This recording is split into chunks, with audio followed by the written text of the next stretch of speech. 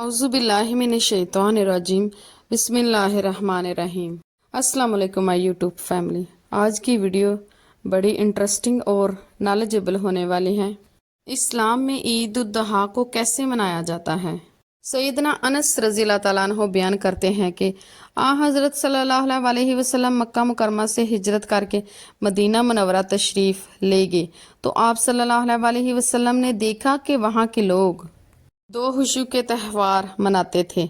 आप सल्लल्लाहु अलैहि वसल्लम ने सहाबा कराम से पूछा, ये क्या दिन हैं? सहाबा कराम रज़ियल्लाहु तआला अन्हुम ने कहा, जहलियत में हम इन दिनों में खेलते कूदते थे।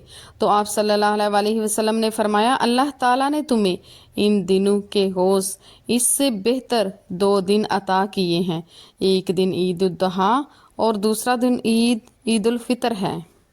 ईद उल फितर उस वक्त मनाई जाती है जब मुसलमान रमज़ानुल मुबारक के रोज़े रखते हैं। रोज़ों की तकमील करके इस मुक़द्दस महीने के एक तरतीबी दौर से गुज़र कर अपनी रूहानियत को जला बख्शते हैं। ईद उद दुहा उस वक्त मनाई जाती है जब मुसलमान 10 ज़िलहज्जा को हज़रत इब्राहीम अलैहिस्सलाम की सुन्नत को ज़िंदा करते हैं, जानवरों की कुर्बानी देते हैं। तकबीरात, ज़िलहज्जा का चांद देखते ही तकबीरात कहनी शुरू कर देनी चाहिए। चलते फिरते उठते बैठते तकबीरात कहते रहना चाहिए। हज़रत अब्दुल्ला बिन अब्बास रज़ियल्लाहु तआला अन्हु फरमाते हैं कि मालूम दिनों में अल्लाह ताला का जिक्र किया करो। अय्याम मालूमात से मुराद ज़िलहज्जा के 10 दिन हैं। अल्लाहु अकबर, अल्लाहु अकबर, अल्लाहु अकबर, ला इलाहा इल्लल्लाह वल्लाहु अकबर, अल्लाहु अकबर वलिल्लाहिल हम्द। तर्जुमा, अल्लाह ताला बहुत बड़ा है, अल्लाह बहुत बड़ा है, अल्लाह बहुत बड़ा है, अल्लाह ताला के सिवा कोई मबूद नहीं, अल्लाह ताला बहुत बड़ा है, अल्लाह ताला बहुत बड़ा है और तमाम तारीफ़ें अल्लाह ताला के लिए हैं। कसरत से तकबीरात कहने का हुक्म है। हज़रत सैयदना अब्दुल्ला बिन उमर रज़ियल्लाहु तआला अन्हु बयान करते हैं कि नबी अकरम सल्लल्लाहु अलैहि वसल्लम ने इरशाद फरमाया, ज़िलहज्जा के पहले 10 दिन अल्लाह ताला के नज़दीक बहुत ही अज़मत और बुजुर्गी वाले हैं और इन दिनों के अमाल अल्लाह ताला के नज़दीक ज़्यादा महबूब हैं बनिस्बत दूसरे दिनों के। बस तुम इन दिनों में कसरत से तकबीर व तहमीद किया करो।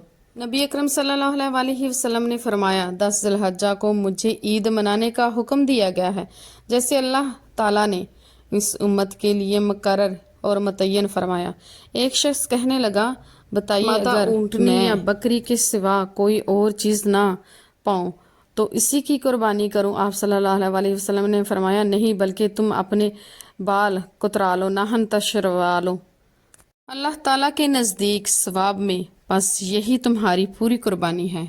ईद के दिन का रोज़ा, ईद उल फितर और ईद उद दुहा के दिन का रोज़ा रखना मना है, क्योंकि हदीस में आता है कि हज़रत अबू सैयद बयान करते हैं कि रसूल पाक सल्लल्लाहु अलैहि वसल्लम ईद उद फितर और ईद उद दुहा के दिन रोज़ा रखने से मना फरमाते हैं। ईद के दिन खाना खाना, ईद उल फितर की नमाज के लिए ईदगाह जाने से पहले कुछ खा पी कर जाना चाहिए। ईद दुहा के दिन कुछ खाकर नहीं जाते थे और जब लौटते तो अपनी कुर्बानी का गोश्त खाते थे। ईदगाह की तरफ पैदल जाना, ईदगाह की तरफ पैदल जाना सुन्नत है। नबी अकरम सल्लल्लाहु अलैहि वसल्लम इस सिलसिले में बहुत सी हदीस हैं। सहाबा कराम रज़ियल्लाहु तआला अन्हुम के आसार मरवी हैं। सुन्नत तरीका ये है कि ईद के लिए पैदल चलना चाहिए। रसूलुल्लाह सल्लल्लाहु अलैहि वसल्लम ईद के दिन ईदगाह जाते वापस होने के लिए रास्ता तब्दील फरमाते थे, यानी एक रास्ते से जाते और दूसरे रास्ते से वापस आते थे। सुन्नत यही है कि ईदगाह की तरफ पैदल चला करो, वापस भी जाते तो पैदल ही जाते। अलबत्ता अगर कोई मजूर कमज़ोर हो या ईदगाह में फासला दूर हो, पैदल चलने की ताकत नहीं रखता, तो उसके लिए सवारी पर जाना जायज़ है।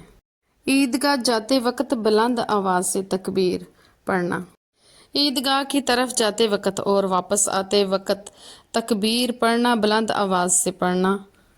हज़रत अब्दुल्ला बिन रज़ियल्लाहु तआला अन्हु फरमाते हैं कि ईद उद दुहा और ईद उल फितर के दिन जब ईदगाह जाते तो बुलंद आवाज़ से तकबीर पढ़ते।